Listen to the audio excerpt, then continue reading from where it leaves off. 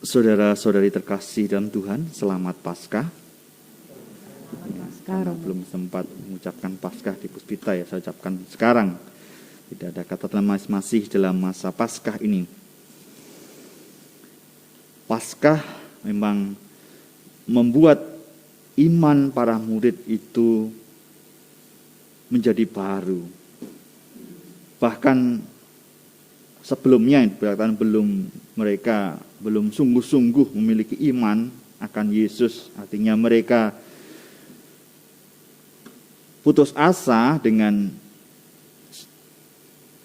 nasib yang dihadapi oleh gurunya, tetapi karena Tuhan sendiri menunjukkan kepada mereka bahwa Ia hidup, Ia bangkit, maka mereka bangkit, imannya bangkit, imannya dibarui lagi, harapannya menjadi baru lagi bersama dengan Yesus yang bangkit itu.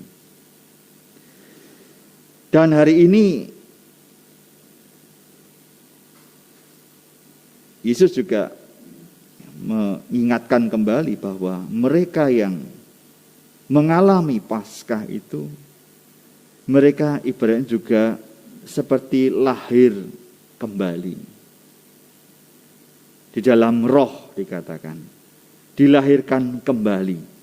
Jadi kamu harus dilahirkan kembali. Memang ini tidak mudah dicerna, ya. Apalagi dikatakan ya, kalau orang tidak mengerti atau percaya dengan hal-hal yang duniawi yang telah dibuat Yesus selama hidup di dunia ini, ya, Dia mengasihi, Dia menyembuhkan, memberikan harapan, Dia menghidupkan, Dia memberikan kekuatan kepada murid-muridnya, Dia mengajarkan pengampunan. Kalau tidak percaya akan hal-hal yang duniawi yang pernah Dia lakukan, maka bagaimana orang akan percaya pada hal-hal yang surgawi?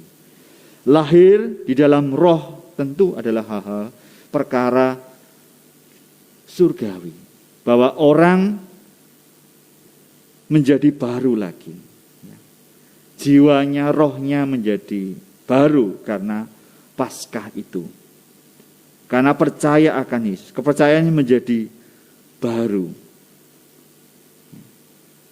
Dalam arti apa orang bisa menjadi baru, penuh dengan Roh Kudus itu?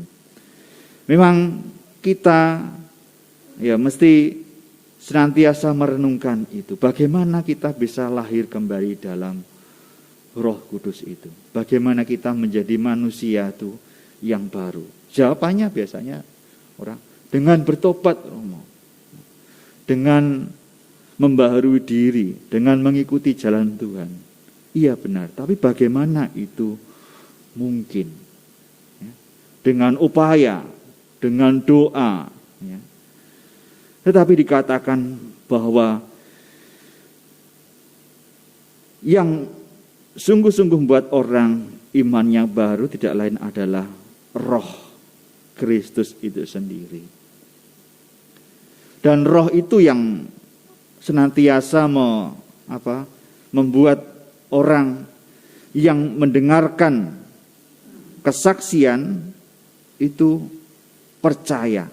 Jadi kalau orang bersaksi, tetapi di tengah-tengah orang yang tidak sesuai atau tidak nyambung, maka orang itu mengatakan apa ya, beda.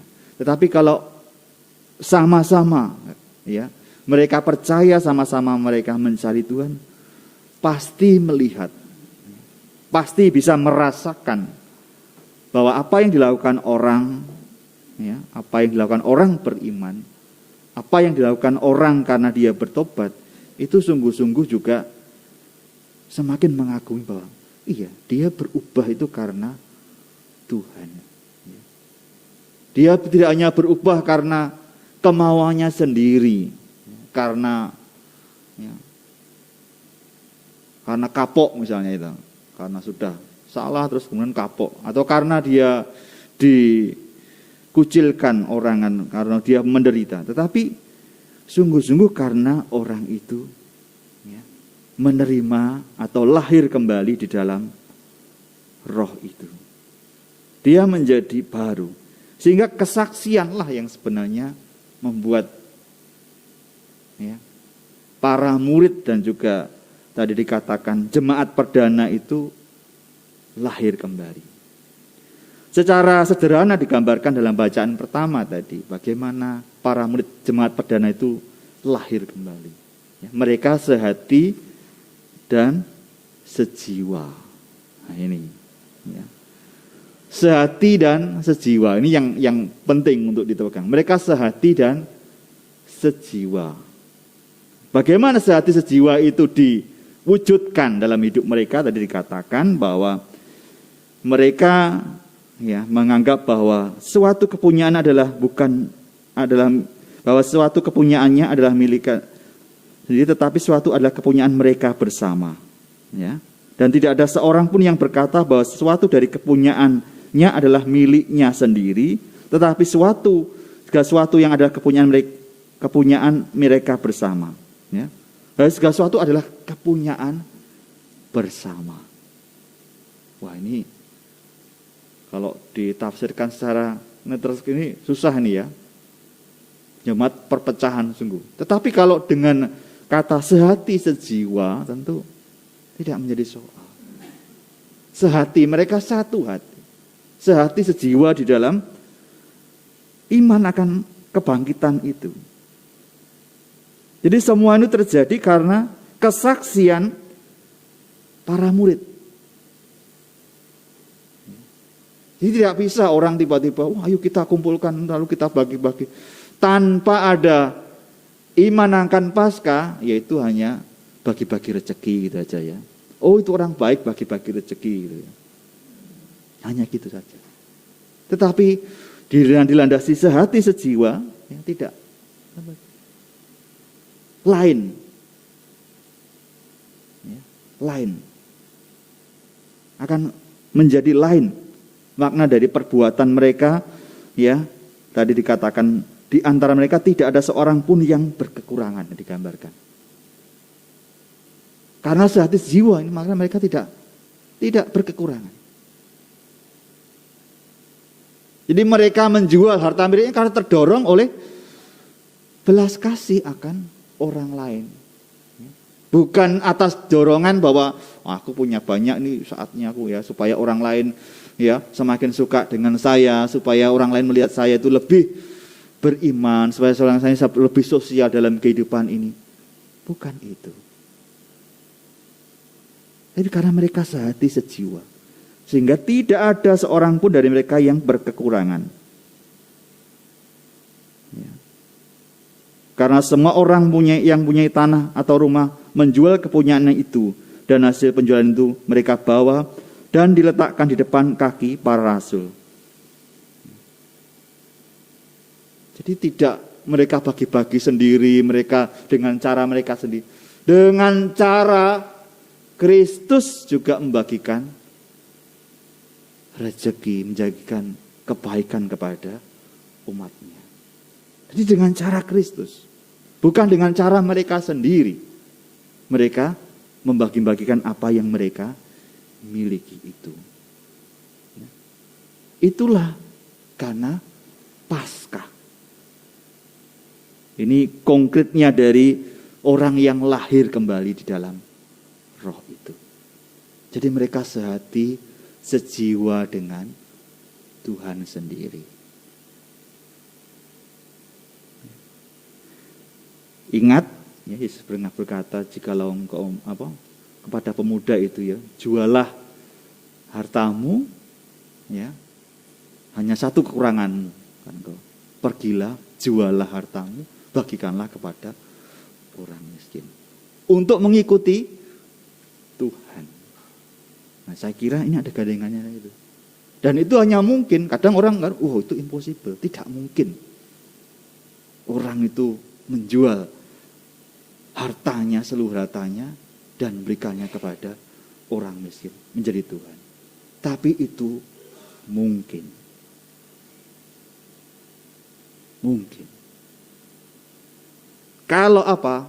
Kalau iman akan Paskah itu sungguh-sungguh membuat orang lahir kembali di dalam Roh Kudus. Kalau orang sehati sejiwa dengan Tuhan Yesus Kristus yang telah bangkit.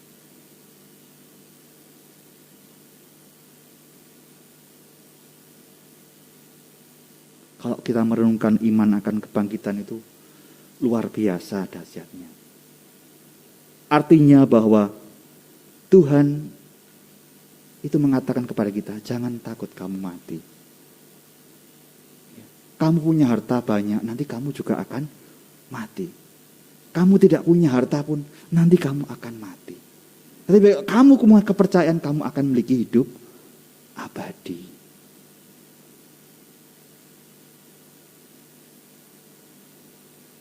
Sehingga tidak takut lagi. Cinta akan Tuhan itu sungguh-sungguh